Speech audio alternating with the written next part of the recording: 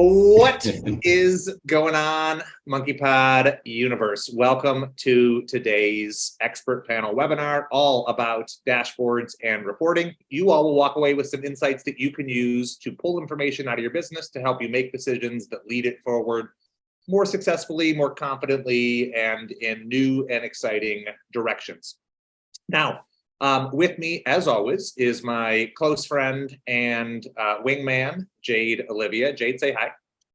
Hi. I want to welcome our three expert guests. That is you guys, whether you like it or not. Kevin, Rob, and Mr. Brett Farr. Kevin and Brett were both success coaches with me way back when, as we were onboarding clients onto the software formerly known as Infusionsoft. And Rob has been a Keap certified partner for a number of years. He and I have overlapped in this space for a while and got to meet in person your beautiful hometown of Squamish. These guys are not only handsome, but also humble and probably won't toot their own horns. We have had the good fortune of sitting, on the sidelines or helping out and peering into countless small businesses as they grow, as they adopt marketing automation, as they try new things and struggle, or try new things and succeed, and have collected some insights and lessons along the way that we hope to package up today to serve everyone. Anything you want to, before I have a couple prompts pulled up, but is there anything that you want to add from like a context perspective, or that you're hoping to get out of this conversation before we dive into like what I have planned? I thought I was just registering as an attendee, and all of a sudden here I am. So I don't even know what I'm doing here. Okay. No, I just think, and I don't know if I'm maybe getting in front of what we're discussing, but obviously with dashboards and reporting, I think basically most people are like, where do I start? What do I do? And I guess my very first recommendation is just keep it simple. No need to like overcomplicate things. So I think if you kind of keep that with the context of like your business and everything else we discussed today, like I think there's no need to overcomplicate. And that's, I think, a huge mistake I see most small business owners making when talking about dashboards right out of the gate. They're like, let me track every which thing.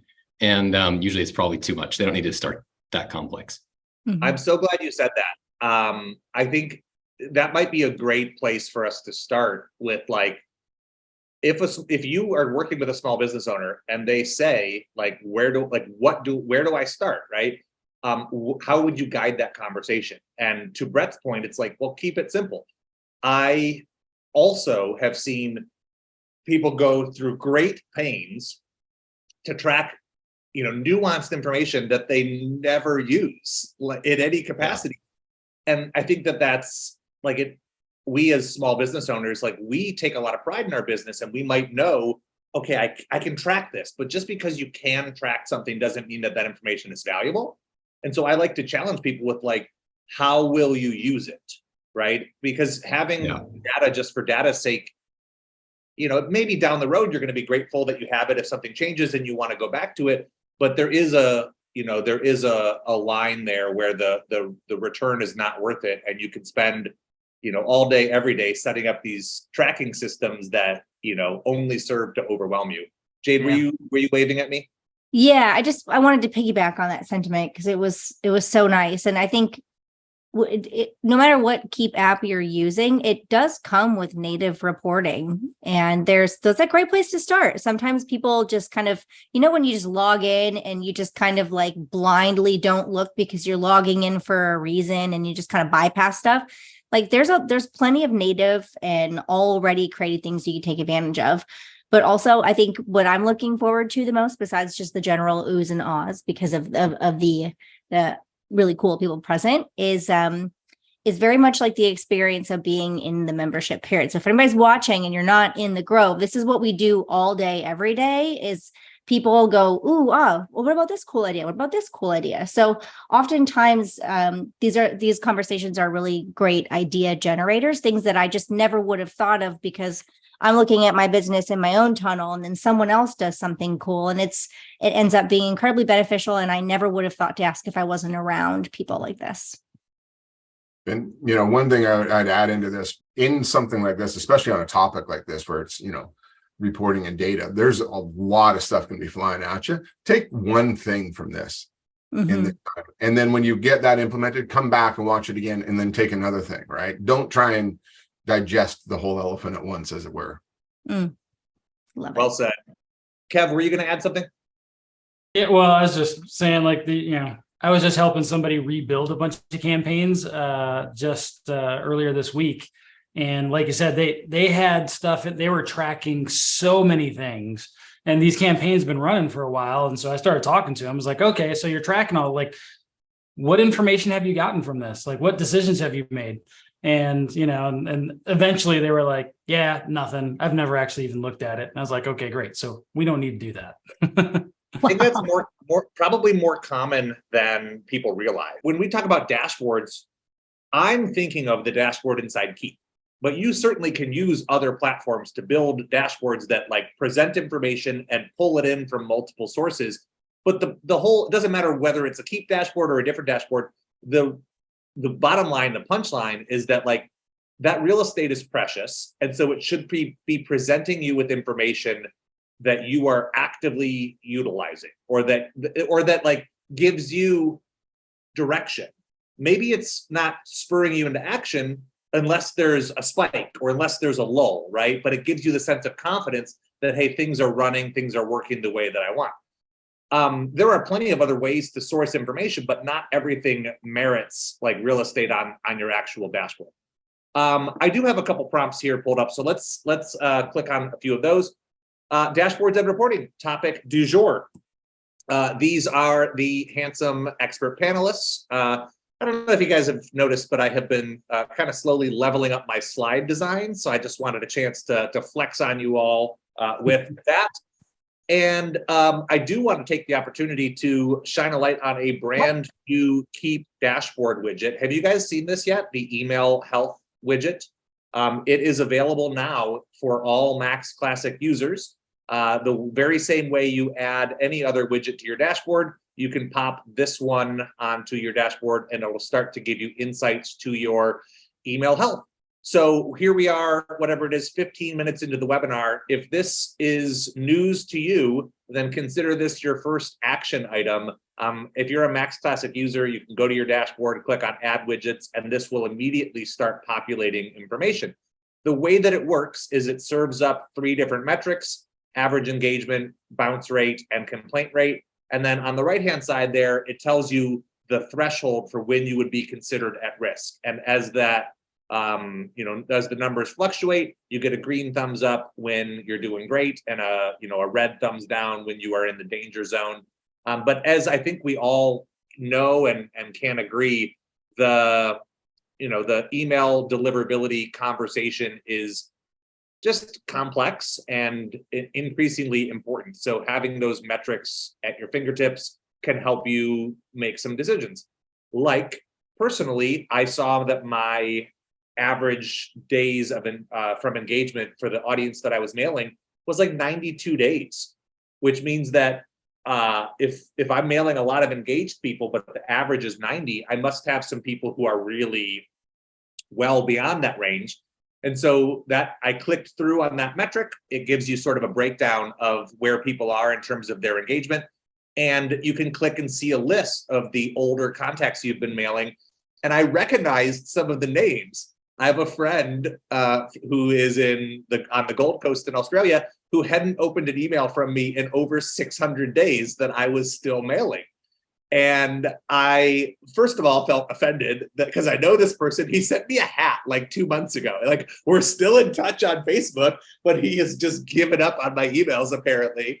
And so there was that guy and a few dozen others that, actually not even a few dozen. I removed 300 people from my blog distribution list this week. Wow. Because they hadn't engaged in over 12 months. And I was like, okay, as painful as it is to take 300 of my 1,300 subscribers or blog subscribers and say I'm not going to mail them anymore, it was dragging my average down in terms of my recent engagement. And so I probably could have found that, but this new dashboard widget like served it right up. And I was like, okay, no more sticking my head in the sand. I need to drop some of that dead weight. That's sort of points on the board as far as like this conversation goes, is I wanted to have some small action-oriented steps that you all could take. But that said, we do have some questions that kind of came in ahead of time that I want to get your expert eyes on as well. So this one, I think, was from our mutual friend for many of us, Paul Sokol. How can you generate one widget that shows the holistic health of your entire business, given the data and context that Keap has? And it feels like a loaded question, you know. If you know Paul, it feels like he's teeing this up for us on purpose. But let's like take, how would you guys approach that if you're working with a client and they want to know, like in the simplest format, let's use the phrase holistic health, the health of their entire business. Where would you start, or like how would you approach that challenge? Yeah, I think when you look at the holistic health of a business, not all businesses have the same health indicators, if that makes sense. It does. Yeah. And so I think it really depends on, like, you have to get to know that business really well and understand what the health indicators are. And if we had to stick it all into one widget, then I would probably try to find some way to stick, like make a bunch of reports in the background and then stick them all into a little I almost call it a little box of stats, but a custom statistic. Yeah. The custom statistics widget on your dashboard was previously known as the Lil Box O Stats. And I think I have it's a throwback. A screenshot coming up that might even include the old language on that. But so that's a great start. Kevin, I like the distinction that like health indicators are not necessarily the same for different businesses or different industries. How do you decide what the health indicators are? Are there best practices for that? Is there a conversation you could have that like helps them articulate those? Yeah, the conversation that I usually have when I'm trying to figure out what's going on for a business, starts with, like, the first thing I try to start with is, what is the success indicator for your customer? How do you know that your customers are successful? And so I start from the end and kind of work backwards from there. And so once we understand what the success criteria is for the customer, then I go back and look at their processes, like their fulfillment processes, and try to figure out what the biggest bottlenecks are for customers, like after they purchase, into getting to that success, and making sure that we're tracking whatever the biggest bottlenecks are, making sure that we're tracking those. Because as soon as those start to back up, then, everything that you're doing is at risk. So that's where I start, is I start with the customer success and what it takes. And then I work backwards from there, until we get to like the front end funnel. The customer journey. Yeah. Yep. So I go backwards through the customer journey all the way back until we get to the front end funnel. And then, I'll create metrics for the front end funnel as well. Yeah, go ahead, Brett. Yeah, first of all, I guess I want to mention, if Paul Sokol is asking this question, then none of us have a chance. If he can't answer it, we got no chance. That guy's the smartest guy around. Yeah.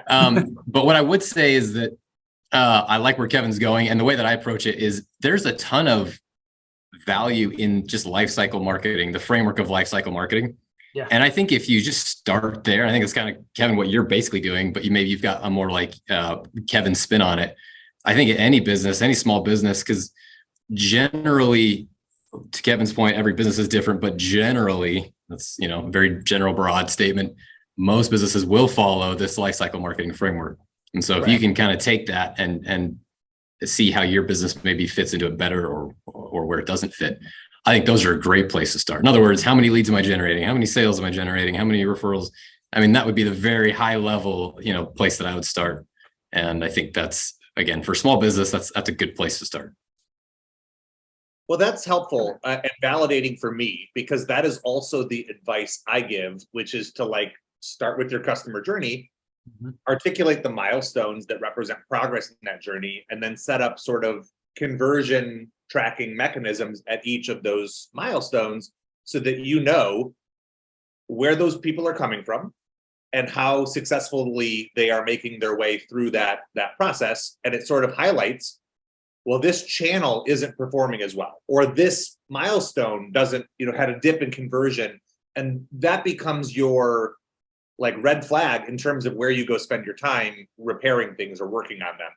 Yeah. Rob, how do you lead this conversation, or what are we missing in that approach?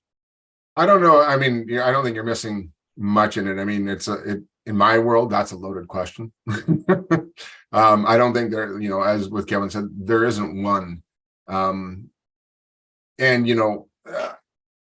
It depends what the company's using Keap for as well, right? So, I mean, it depends. Are they actually using it for the e-commerce, or are they using it just for the lead and the marketing, and something else is managing all the other sales and stuff like that? So,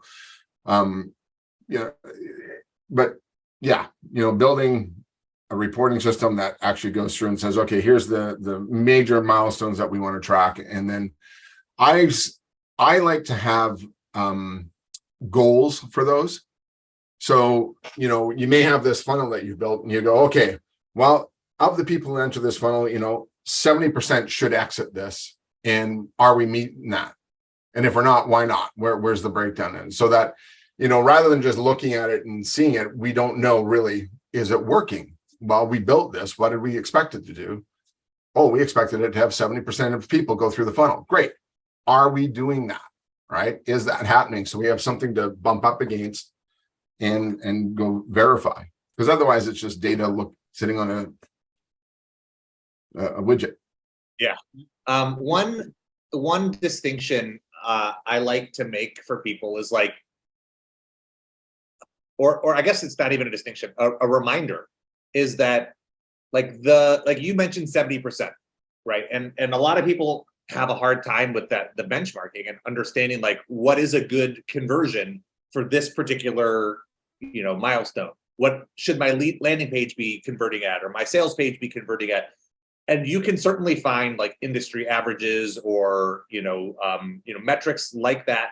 But the simplest answer is to start tracking it and establish your own benchmark. Like figure out what it's performing at already. Maybe you can mine that data if you haven't been looking at it and say, okay, well, over the last 6 months, here's what we're seeing.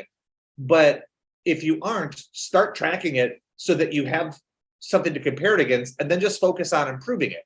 Like, who cares what the industry average is? What if you're 10 points above that and you just want to get to 12 points above it, right? If you can focus on either maintaining those good optimized conversions or improving them, like that's the name of the game.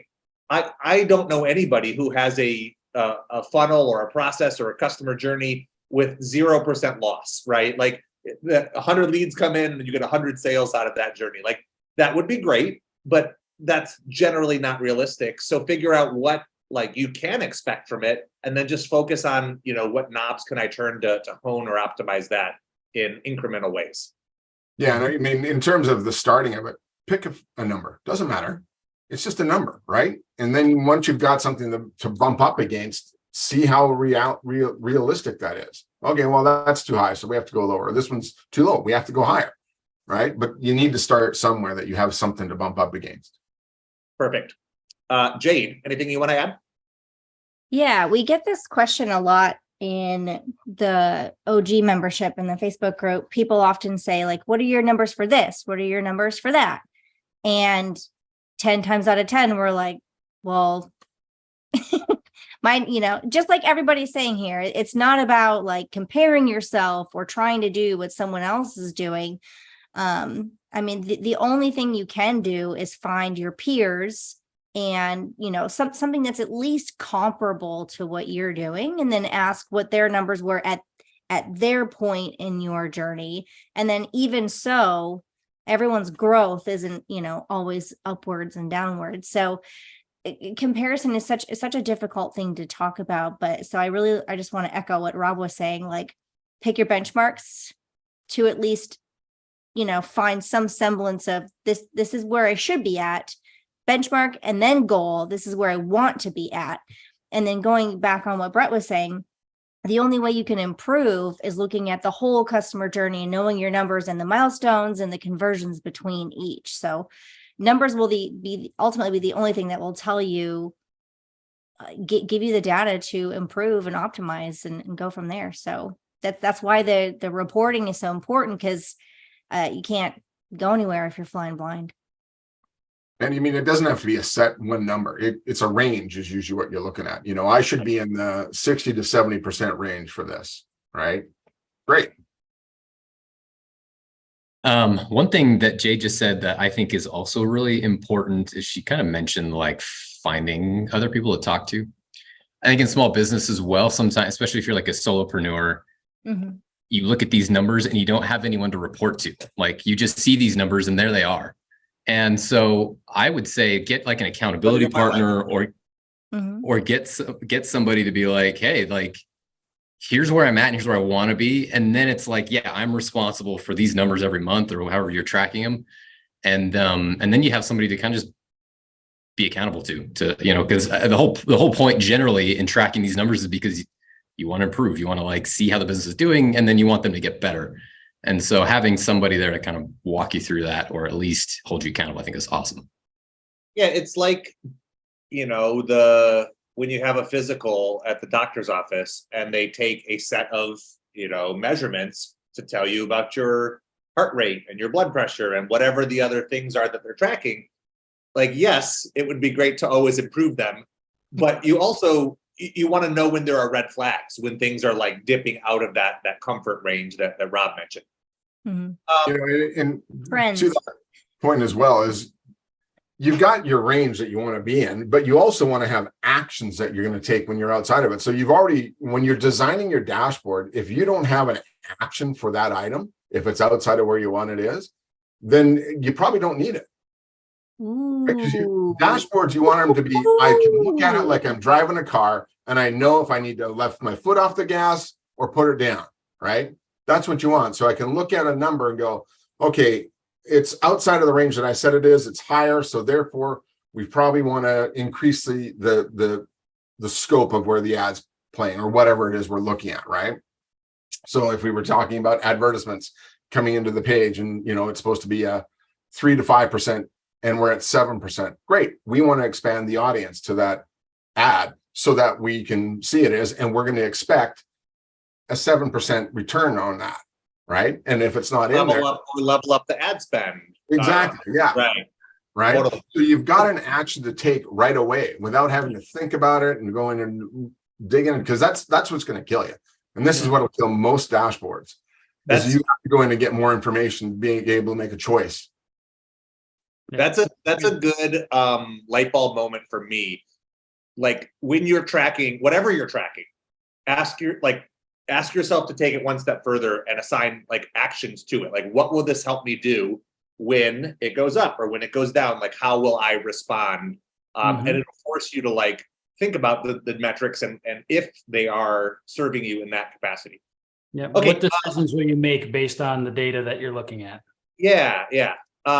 Let's move on here. That was a great starting question, Paul. I feel like that could be a webinar unto itself, that challenge, but appreciate that. This one is from Jason, OG member. What is the best or most useful reporting for tracking opportunities? So this is a little more niche and it sounds like specific to Keap. So I think all three of you are familiar with Keap's opportunity pipeline. In Pro and Max, it's called deals, but same sort of concept. When you're talking about a pipeline, what are the tracking mechanisms that you gravitate towards in terms of setting up? And I know Keap has its own set of native reports. So if there are one or a few that you find more useful than others, this is definitely an opportunity to shine a light on those. Anyone feeling confident in terms of their opportunity muscles? Yeah, I mean, there's a few things that like whenever I see opportunities, there's a few things that always kind of pop up. I made a video a while back about like things that you should absolutely do if you're using opportunities. But like with the rest of the reporting that we have, right? Like with the rest of this reporting idea, you know, a critical piece of even having reporting is to make sure that things are organized. Right. So like if your business isn't organized, then the reporting isn't going to do much for you anyways. Right. So there's a lot of assumptions that we're making when we start talking about what kind of reports are best and things like that. Because again, like if your business isn't set up a certain way, then like no reporting is going to really help you. And when it comes to opportunities, right, I mean, it's all about organizing things. And so the things that I generally harp on the most when it comes to opportunities are next action dates and making sure that your opportunities are set up. Like, so usually when I help sales teams, I have them set up reporting so that they can see like each sales rep and their opportunities by next action date. And so if they have next action dates that are in the past, then that's a really quick indicator to a sales manager or anybody else themselves who are looking at it to know, all right, like what's going on with this particular opportunity or these set. And then the second thing is using the target number of days in a stage. Target number of days. Thank you, Greg. Yeah. So target number of days and setting up a report, which is overdue, which actually tells you how many people are, or how many opportunities are in a stage for longer than you said the target was. So I think that the most important piece of opportunities is just making sure that people aren't falling through the cracks. And I think both of those reports are really good ones to have. Yeah. If you're not super familiar with opportunities, like they are unto themselves a tracking mechanism. Like opportunities and the pipeline is a way of organizing the different conversations that you're having, the different individuals that you are engaging with to help turn prospects into customers. That's at its essence, like what the opportunity pipeline is all about. So Jason's question was like, what's the most useful, report? It sort of depends on like, are you using the pipeline for your own projects? In which case you want to know, where are my lost sheep? Like what opportunities have kind of fallen off my radar or are not progressing forward? But if you're a sales manager and your team is using the opportunity pipeline, then you probably want more of what Kevin's talking about, which is like, how are my reps performing? Which of my reps are converting their leads or aren't moving them along or are missing their target dates, right? And so I think it sort of depends, like, is the opportunity a pipeline a tool for you, or are you overseeing, people and it's helping you organize like their work? It's not, there's no right or wrong, but there are two different questions there. And so most useful probably depends on the context for like the way it serves your business.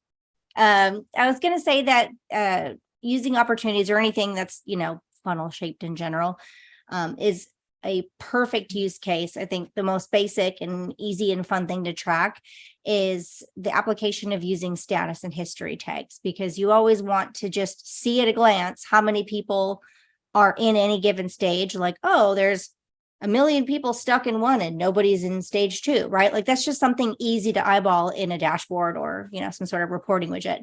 But the importance of the history tag is that it leaves a breadcrumb and it doesn't get swapped out. So you can literally like see the funnel and how many people have been in versus have been versus have ever been versus have ever been. So that's what creates the funnel shape, whether or not you're using something like Graphly or Google Sheets to pictorialize that. But the point being is that it's applying those two tags and always swapping out the status tag when they move, but never removing the history tag will give you those two pieces of data at a glance. Very simple.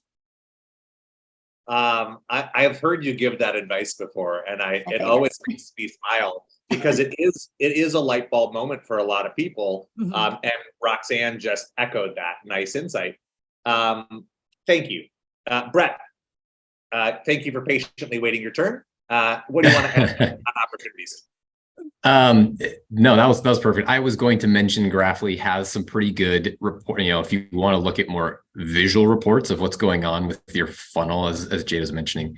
So yeah, I just say listen to Jade. She knows what she's talking about there. Perfect. Well, speaking of the application and removal of tags, I will take that baton pass as a opportunity for me to highlight one of my favorite tactics for mining information from Keap, right? Oh, and this is the throwback to the little box of stats, Kev. You can see there it is.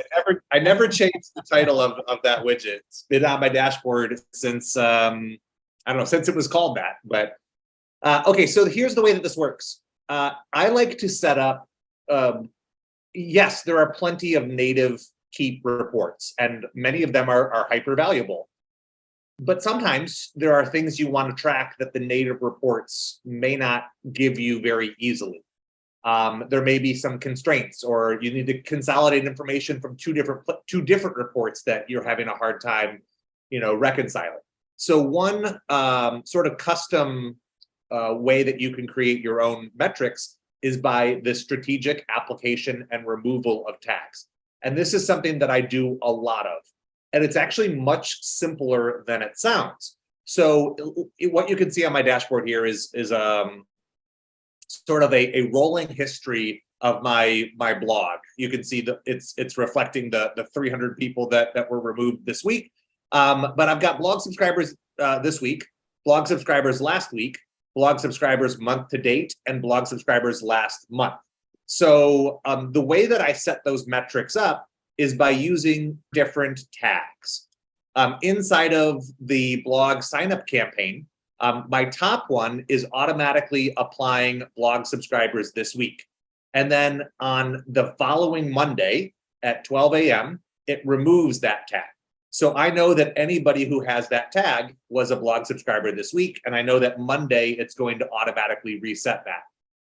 The next line is blog subscribers month to date.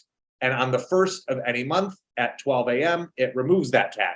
So anybody who has blog subscribers MTD as the tag means that they signed up during this month. And then I know that it rolls off this month. Blog subscribers this quarter, it looks like that would be. So April, July, April's the start of Q2, July would be the start of Q3. No, maybe I have that wrong. October and January, yeah. So I think it should be August 1st, not July 1st. But regardless, that is going to be blog subscribers by quarter. So you can set this type of tagging system up, and then all you need to do is create saved searches for those tags, knowing that the recipients of those tags will be dynamically adjusted because the automation is applying and removing them. So you can remove the this week tag and apply a last week tag, and then a week later remove that. And by doing that, you start to get these custom metrics. Now, the question that I should be asking is like, what do I do with this information? And the answer is very little. What I do is I make sure that these numbers look normal. And if I see that they are trending down, or I see a 0 show up, it just gives me an insight that like, hey, maybe my ad, my blog subscriber or blog sign up ad has, been paused or reached its budget, or the audience needs to be refreshed, right? So it's not the most vital thing in my business, but I also you can set this, I set this up for my OG membership, right? New members this month, new members last month, new members 2 months ago. And it sort of helps you keep track of those metrics in a trending capacity. So that's what I wanted to share on the strategic application and removal of tags. It's a little, just a little hack that I use to make my own custom reports, because it's harder to find somebody who got this, tag, or somebody who made a purchase during this window, but you want that 60 to 90 day window to be based off of today and not static, right? So using the tags that way kind of allows you to work around some of the constraints those native reports have. Yeah. My dates were correct. Thank you, Jade. You're welcome. I was like counting the months while you were like, it's like trying to type when people are watching you. You're like, I forgot how. Yeah, or I forgot how a calendar works, apparently, because I definitely second guessed myself there. But I should have had more trust in Past Greg. That dude is smart. Past Greg, got his stuff together. Yeah. Do you guys, anything you want to add on that? I know that I sort of stole the microphone there to share one of my very few reporting hacks, but if any of you guys have anything you want to add onto that process, or anything similar that you want to share, I want to open up the floor for that.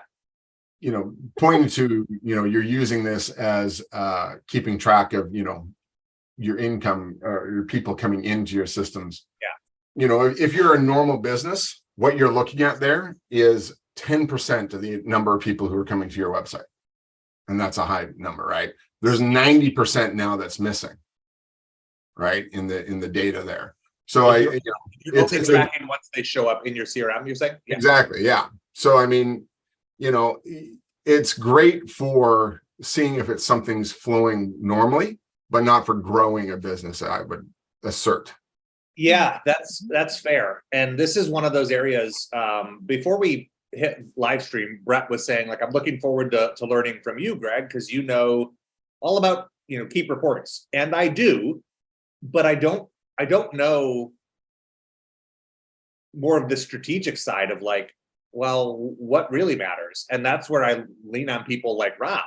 And I'm looking at, like, I'm super clear when people come to my database, what happens next to them. But their journey, before that opt-in, is not something I feel like I have all figured out. So how do you guide, like, what does that conversation look like, Rob, in like the pre-opt-in metrics or opportunities? Pretty big. In like a sentence or two, if you don't mind. They just well, how about I show you? Perfect.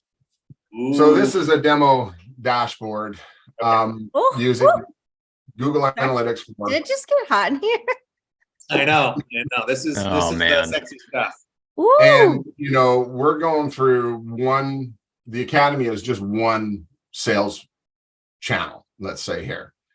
So right now we're looking at everybody that comes to the website. This is the funnel flow. So, you know, the offer, the cart, the thank you page. And again, so we've got our, you know, convert rate here is 9.696%. And our goal is between 8 to 12, right? And again, our cart to thank you page conversion rate, it's 19.91%. It's between 20 to 40%. So you can see it's yellow because we're below our goal, right? So now I know I've got to go and take a look at that page, and we've got to work on that page. Over here, this is where you really start breaking into it. So this is where we got things like impressions. So how many people just hit the site? They may not have and didn't hang around for 10 seconds. This is how many people have been on here for 10 seconds. How many people have actually been on the page for 45 seconds and scrolled 50% of the page? How many people saw our call to action for 5 seconds? And then how many people took the next action to the next one? All right. Now we've got this broken down using UTMs as well. So I can say, I want to see how many people came from Google only. Yeah. I assume that's the biggest traffic source, or maybe it's not. I'm not 100% sure which one's the biggest one, but you'll see that the numbers will change and everything else will change.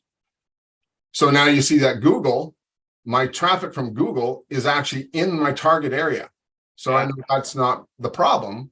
And I can now go down and break it down even more. So, okay, let's go take a look at the paid traffic. And you can see it's all changing based on that. So this is where we can quickly go diagnose where the breakdown is in our marketing, really, right? Because it's the information that's coming towards us. Are And those slicers and pivot tables? What's that? Are those slicers on pivot tables? Because no, this is Looker Studio and Google Analytics data that's just calculated and blended, and so it's like beautiful. It's like making me emotional. Look at it; it's really good. Well, I mean, the really nice thing about this, especially the size on the journey, is you can quickly break down the landing page. So this is the landing page that they're reading the offer on. And you can see that, okay, well, I've got 90% of these people who have, you know, spent more than 10 seconds on here, but the breakdown could be coming down in here. So I go, all right, I got to go look at my call to action and figure out what's not working in my call to action. And that's leading them down if there's a breakdown in here. So I can quickly diagnose the page and make changes to it. And again, just as quickly, like we're talking 1 or 2 days, know if my change made a difference or not, rather than having to wait a week or two to get, you know, data, right? Because I'm measuring behaviors, trends and patterns, and they really don't change over time, okay? Or large amounts. So this is something that you can quickly break down and take a look at and do, and then, you know, turn it all back on. And I can, you know, if you're like most businesses that use something like Infusionsoft, you can actually go see, because most of the clients that I work with, Lisa, their sales aren't from an ad. The ad is to the lead magnet to get them into the CRM. The email does the sales, right? So you can see here that if this is true in this business, right now we're in trouble here because our conversion rate on our cart is go. So what that's telling me is that the emails that we're sending them aren't setting them up properly to purchase. Right? There's something missing there. So I got to go back and look at that now. So that, you know, having a dashboard where you've actually got the actions already baked into it really helps you. And this is where I'm talking, you know, on a good day, if you've got 10% conversion coming in, this is the 90% you're missing. Yeah, and this is using Looker and Google Using Data Looker Studio. and Google Analytics 4. Beautiful, man. Okay, but is this the type of thing that you do set up for clients? Yes. And does that explain why data is your love language? Pretty much. Yep. Yeah. That's great. Brett, not to put you on the spot, but do I remember that you had a quick share you wanted to do as well? Yeah, actually, I'm happy to share. So I'll just share. It's not Graphly. It actually is Looker Studio as well. But I think maybe I can put the Infusionsoft spin on it a little bit. Great. Because I think what Rob's showing is awesome, but it's none of that data for the most part is really, I think, in Infusionsoft or whatever your database is. I think a lot of that's just based on web traffic and what's going on what Google Studio or what Google Analytics can spit back out. That is, by the way, Rob, really awesome. That's kind of beyond me. But anyway, this is what I've got here is more of, and I think, Greg, where you're going is like trending, right? That's why you created your widget in the way that it did, because otherwise directly within Keap, you're only kind of just seeing either like everyone who's got this tag as an example ever, but that doesn't really tell me, am I doing better this week or am I not? And so that's kind of where I started to reach out a little bit into some other tools, because I just couldn't see like over time, like what's going on? Like, are we getting better as a business or are we not? So that's what's going on with this, as you're seeing here. I don't know if this is the best way or not. I try to keep it as simple as possible, but this is, I've basically got it daily as far as leads coming in. I've got it weekly as far as leads coming in. I've got it monthly. And that kind of just gives me a quick, like, this is what's going on in the business and where are we at. High level, obviously, in the monthly, and then we just kind of get down into the daily stuff. And then kind of like what you're talking. What happened on July 15th? Yeah, who knows? So in this particular business, we do pull our ad spend down on the weekends. So that could have been a weekend. Is generally what these kind of peaks and valleys are: weekends, weekdays. Yeah, makes sense. So, but I think earlier on we were also talking about those. I think, Greg, you mentioned milestones, right? So for us, this is all kind of data getting spit back into really just a Google Sheet. So all this is just pulling from a Google Sheet, and I actually use ActiveCampaign for this particular business, but Keap could also do it where it's a lead comes in, a lead is spit out to a Google Sheet, and it's timestamped. So that timestamp is where it's pulling all this data from. And I'm tracking it by milestones. And so in this case, this is just leads, and then this is scheduled. So of the leads, these are those that are now getting scheduled, and they're broken down by our reps. And how are those reps also doing on a same thing? So that's just taking the owner and spitting that back out into a Google Sheet, and the Google Sheet's able to take this. And this is all free, by the way. I don't know if anyone's familiar, but Looker Studio is 100% free, which is why I really like it. And if you got Google Sheets, as you know, it's 100% free. Yeah. I didn't just takes a little bit of finesse. Yeah. So is Looker Studio the same as Looker? Because Keap, the company that uses a tool called Looker to run reports and insights, but it sounds like that might be a different thing. It is a different thing. Looker Studio is, Google bought it. So Google purchased Looker, right? And Looker's more of an enterprise reporting tool, which you can purchase and add on to here. But Looker Studio is their free thing. Got it. Okay.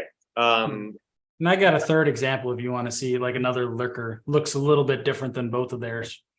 Absolutely. Before we do though, can you go back to where you had the milestones kind of along the left-hand side there?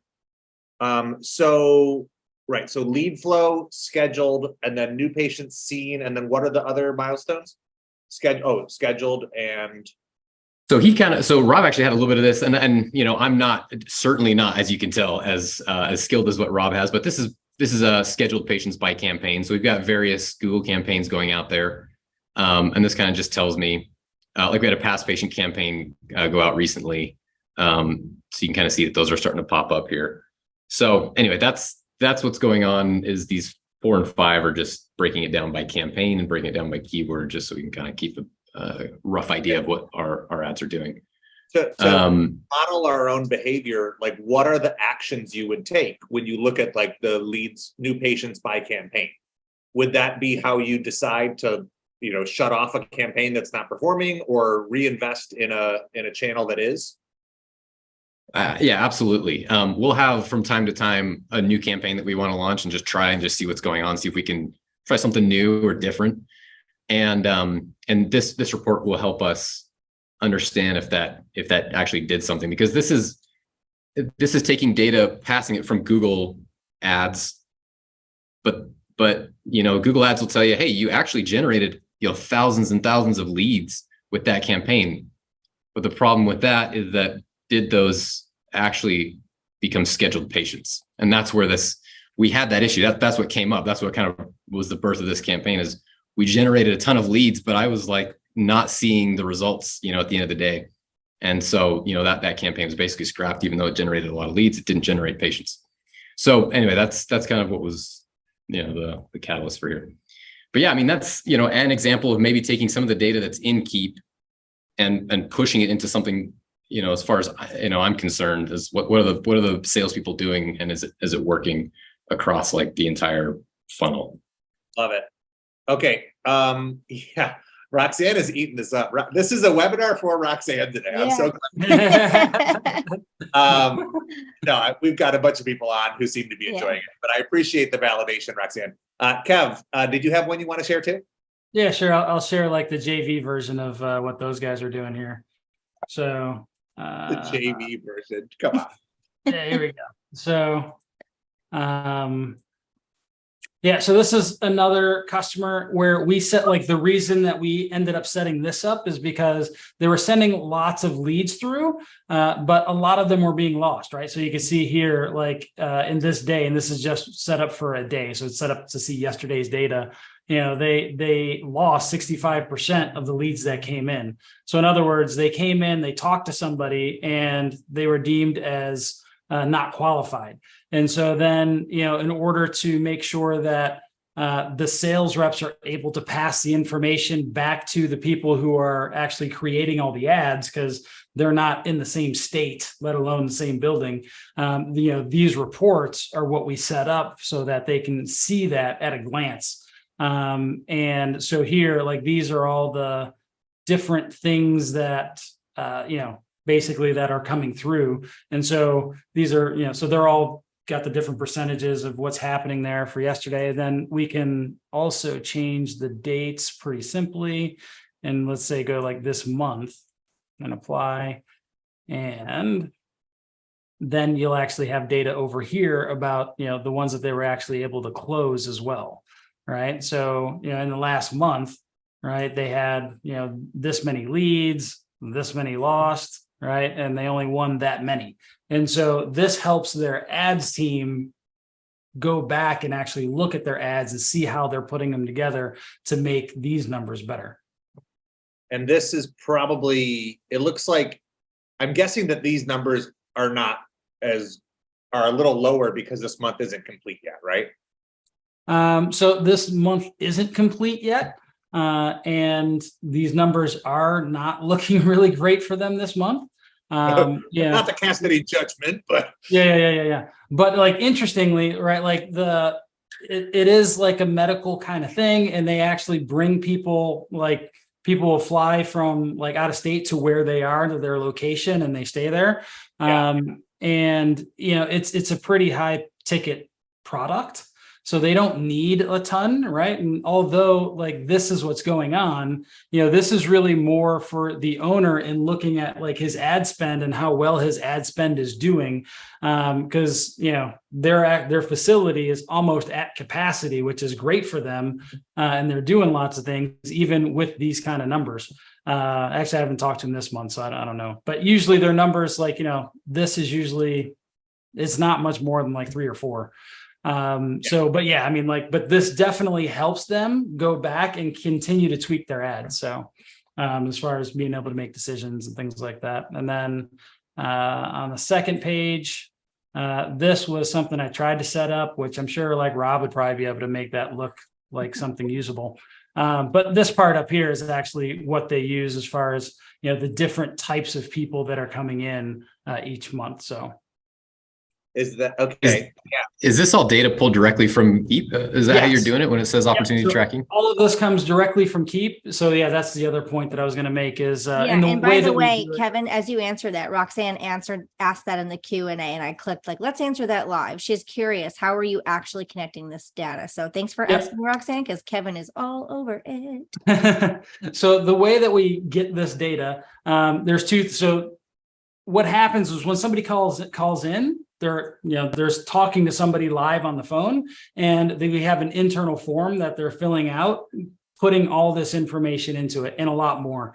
And so as soon as they hit submit on that form, it sends an HTTP post to Zapier, right? So you use the webhook feature in Zapier, and we take all that data and we dump it into a Google Sheet, and then Looker or Google Data Studios is designed to pull that information from the Google Sheet to create all this data. I think I'm going to throw one more plug. Oh, sorry. Go ahead, Gary. No, I just think it's really good context that like not every, like this is why context matters so much. Why like different business models will need different numbers of sales or percentages, right? Roxanne said if each deal is $1 million, like 3 deals might be great. And that's a good point. A sub 1% win conversion, like maybe that's adequate. If the numbers work out and like you're running your business and your margins are fine, then like don't worry about the business that's converting at 8% or because it's a different model altogether. So I think this is a good example that like healthy doesn't always look the same way. Right. I kicked you off, Brett. Sorry about that. No, I was just going to get more of the technical side of things, because I do something similar with mine as Kevin, which is awesome. HTTP post basically that ends up in a Google Sheet. However, in the past, I've also used Plus This, and Plus This, just a plug for Plus This. It has an integrator, and you might want to use that if your data is getting updated constantly. Because what's happening with Plus This is it's taking live data basically every 15 minutes and it's updating that Google Sheet, whereas Zapier is kind of a one-time push. Plus This will kind of keep that data live, which is kind of nice. And so anyway, just some options for people that are maybe interested. So yeah, that is another cool thing though, with the Plus This feature is that you can create a report and it's actually pulling directly from the report in Keap, as opposed to an HTTP post is just sending stuff when it happens. I have a sample of that if anyone wants to see. Yeah, I was gonna say. Here we go again. This is pulled. I whited out people's last names right here, but you know how in like when you log into LearnDash, the parent-child relationship, you can click on any students to see their progress, but you can't see everybody's progress. And that's really annoying to a lot of like companies that want to purchase things in cohorts or enterprise levels. So I made this report where the plus and minus, you can see it's actually import ranging from another sheet that I don't want them to touch. And they can see the last login. Obviously, this is an old report, but they can see the last time that someone logged in and if they completed this or not, which the data is actually just pulling plus and minuses via a formula. So it's looking for the presence of this tag and all of the students that are in that class. So that data, the reason that they know the last login, just like they said, plus this is just taking a saved search and of their first name, last name, their login, and their tags, and that's it. And it refreshes. And I timed it also at 15 minutes to just completely update itself and wipe it out versus Zapier adding rows. And is one better than the other? It's completely unique to the use case. If you want to track singular actions or like vast pools of updated data. Do we want to talk API pulls from Keap? Say that again, Rob. So do we want to talk API pulls from Keap? I have No. a tool that does that as well. So Yeah, what do you got? okay, sure. So here's something I'm working on. This isn't finished yet, but basically what I'm doing is I'm pulling out all the emails out of a campaign, and then using Google Analytics, I'll have, based on what they're clicking, the percentage people who click there, so you can see what's doing better. But then what I'm using to pull this out is something called mixed analytics. And so it's gone through, and this is all the emails of last year that this client sent out. And so you're able to, in one pull, go pull all this data, drop it in here. And then I've gone through and I've cleaned it up here so that we have some different stuff that will then pull into here and give us our data there. And this you can have with mixed analytics. It's $29 a month, so it's incredible. I can connect to many different things, pull the information that I want to from it, and then drop it in here and be able to manipulate it however I want. If you're like me, you might be starting to feel a little Overwhelmed by all of this. But one of the, I guess, takeaways that I want you to know is that, like, this is what's possible. You don't need to memorize all this, and you don't need to implement it right now. To go back to what we started this call with, like, I hope you walk away with one action item. Right. I was typing the word possibilities when you said the word possible, and I was like, oh. Yeah. We're in sync like that. Yeah. I know we're a little over on time, or coming right up on time, but Kev, do you want to walk through some of you added a couple screenshots to bring it back home to Keap. Do you want to walk us through those? Yeah, sure, we can do that. So this was an example of one of my customers who has a weekly check-in with all of his customers. And so what ends up happening is he needs to know, like, on a weekly basis, like who filled out their check-in and who didn't.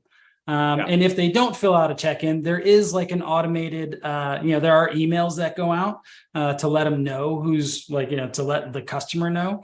But then at the same time, at the end of the week, essentially it resets itself. So, it's fresh numbers every week. But he gets to go in every week and see who's in there. And, there are certain people that he actually calls where he's like, hey, like, what's going on? Why didn't you do this? So this one is, again, it's just set up with a few tags. So all, like, the top 3 numbers are for tags. The bottom number, interestingly enough, another thing that I end up using tag or reporting for is, a lot of like things like this, where there's a loop and you've constantly checking stuff in. Every now and then somebody will get to that form and they stick in a different email for whatever reason. And that just throws everything off, because now it's a brand new contact. It's not going through the loop anymore. And so essentially, if there's an email that comes through that like doesn't go through like another check, then, that number shows up. So that way the customer knows, oh, hey, like I've got somebody in here who used a different email. I love that. Like that number should always be 0. But if you see something there, it's like, oops, we got a lost sheep, or somebody got confused there. Yeah, exactly.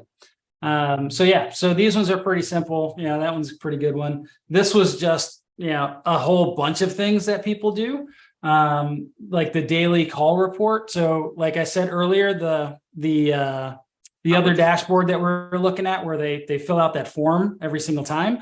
These are, things that the manager kind of looks at to see how many times did that person fill out this form today? How many times did that person fill out the form today? In the middle, there are different reports for, there's like a texting campaign.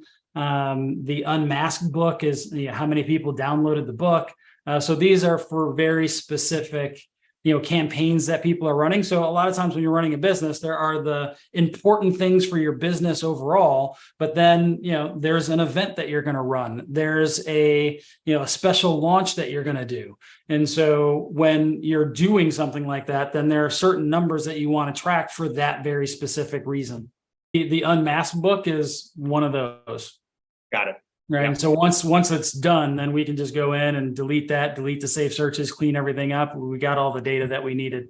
And like he records it in a spreadsheet as well. So does that mean it's just you and one person? Because Roxanne asked in the Q&A, how many people are actually involved in managing the back end of this example? And you just answered that, I believe. You said you set it up, you review the numbers with the business owner, maybe, occasionally to write it down, and that's about it. Yeah. So, and how many salespeople? Sorry, these are questions coming in. Yeah. So there are, 1, 2, 3. Yeah. So these guys have 3 salespeople. There's another manager who manages like all the advertising and stuff. So I have special reports for him. Another reason why I really like I almost called it little box of stats again, but the custom statistic is because you can actually share that to somebody else's dashboard. And so I love having that so I can share things to other people's dashboards specifically in this case. But yeah, so there's different group, like this company has different groups of people that I set up all the reports for them, but I review them with them individually. And then for things like the book, we'll delete those once that campaign's over. So it looks like this is what you were talking about earlier on the opportunities conversation, right? The managing specifically past opportunities that are past due and have a next action date of, right? Yeah. And so these 3, were all based on next action date. I didn't do the one with the number of days in the time in stage or whatever that one was called. So this one doesn't have that report, but those are all based on next action dates. Yeah. Beautiful. Perfect. Well, we are right at time here. Before we close out, I want to kind of go around the horn here and give you all an opportunity to offer some takeaway advice, right? We covered a lot of ground here, and I know that there is plenty that we didn't touch on. So if you want to recommend resources, if you want to recommend an action item or a homework item, this is the opportunity. Why don't we start with Rob? Sure. I mean, if you're building dashboards or you're looking at it, make sure you have an action that you're going to take. Because if you don't have an action, why are you recording the data? Right. I think that was my biggest takeaway. Yeah. That's hard. It's hard truth because, sometimes I set up reports just because I know how to, but the next, force yourself to press on the next action that you will do because of or with that information. Yeah. Kev. Yeah, I think the stuff that Brett and Rob said together, if you keep it simple and you make sure that whatever report you're setting up, there's like some action, there's a reason, there are decisions that you're going to make when you see the numbers change. I think those are the most important things. And then, like I said earlier, making sure that your business is organized and what the end result is and what you're trying to make happen. And you don't if you've got 12 different things that are going in different directions, then, trying to create reporting that's meaningful is going to be really difficult. Fair point. Mr. Brett Farr. No, basically, thank you guys. I think everything that was already said is just great. I don't really a whole lot to add other than as I'm sure Rob and Kevin, sounds like you guys also work with directly with clients as well. So if any of this seems a little like, hey, this seems great for my business, but maybe a little bit over my head or whatever, I'm happy to jump on any call and just kind of show you what I've done. Obviously, no strings attached, and just be like, here is what I recommend doing, because it can be a little daunting. But again, keeping it simple, I think, is the best way to start. Thanks, Brett. Jade, what did you take away? What are you feeling? Well, I definitely have diagnosed cases of shiny object syndrome. So I will absolutely be poking around Looker Studio despite not having a necessity for it at the moment. But I will remind everyone watching that all 5 of us hang out in the Monkey Pod Grove. So you can ask us, all of us, any questions at any time. That's what's so great. You can see that, there's a lot of smart people here on this call, but definitely different areas of expertise. So we're all here for you. Just post in the group. We got you. Yeah, if you are an OG member, we will see you in there. If you're not yet an OG member, you can check it out at ogmembership.com. Now, let me also just give some love to our panelists here, Brett, Rob, Kevin. Thank you all so much for spending time with us, for donating your hard-earned expertise and wisdom. So thanks again to all of you who are on live with us, and anyone who watched the replay, feel free to drop a comment and let us know how we did. I think that's all she wrote. Later, y'all.